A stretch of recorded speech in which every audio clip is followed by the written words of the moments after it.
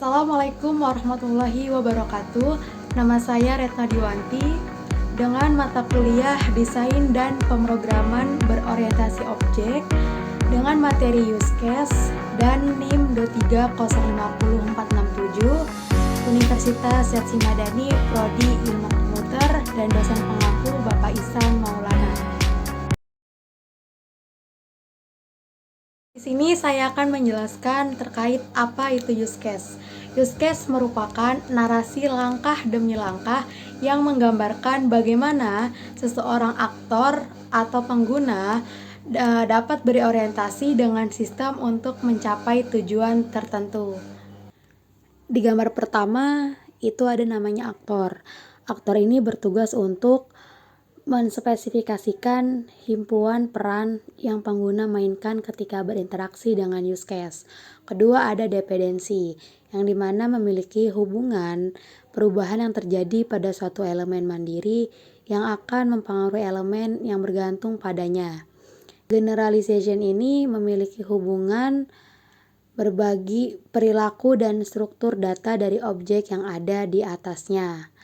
Yang keempat ada include, yang dimana include ini menspesifikasikan bahwa use case sumber secara eksplisit.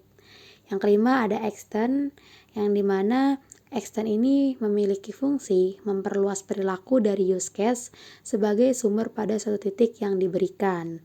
Yang keenam ada association, yang memiliki hubungan antara objek satu dengan objek lainnya. Yang ketujuh ada system, yang menspesifikasikan paket yang menampilkan sistem secara terbatas. 8 ada use case, deskripsi dari urutan aksi-aksi yang ditampilkan sistem menghasilkan suatu hasil yang terukur bagi suatu aktor. Yang ke-9 ada collaboration. Nah, collaboration ini merupakan interaksi aturan-aturan dan elemen yang bekerja sama untuk menyediakan perilaku yang lebih besar dari jumlah dan elemen-elemennya. Dan yang terakhir ada node. Node ini elemen fisik yang eksis saat aplikasi dijalankan dan merupakan cerminan suatu sumber daya komputasi. Nah, di sini mengapa use case itu penting? Pertama, karena use case dapat membantu memahami kebutuhan pengguna, dan use case ini memiliki komunikasi yang jelas, serta dasar untuk pengujian use case juga mudah, dan use case terkenal sebagai dokumentasi yang efektif.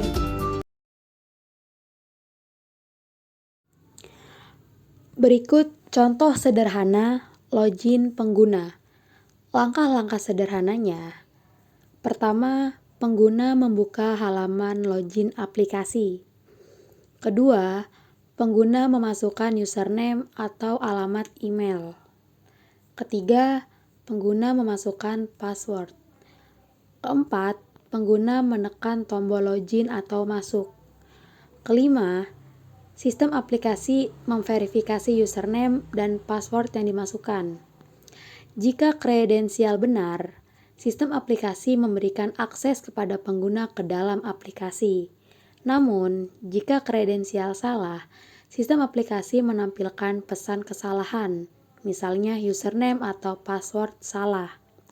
Dalam konteks gambar yang saya jabarkan, login pengguna akan menjadi salah satu use case dengan tujuan yang spesifik, yang mungkin dianalisis dalam tahap analyzing information. Jika masalahnya terkait dengan akses pengguna ke sistem, proses analisis ini kemudian akan melibatkan pemahaman kebutuhan pengguna untuk login, merancang alur login yang baik, mengumpulkan data tentang masalah login jika ada, dan menafsirkan informasi tersebut untuk solusi yang lebih baik. Hasilnya mungkin akan mempengaruhi final presentation tentang bagaimana sistem login seharusnya bekerja.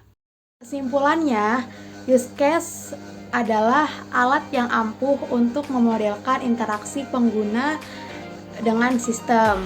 Lalu use case fokus pada tujuan pengguna dan langkah-langkah interaksi yang dapat membantu dalam pengembangan sistem. Dan video dari saya kurang lebihnya mohon maaf. Wassalamualaikum warahmatullahi wabarakatuh.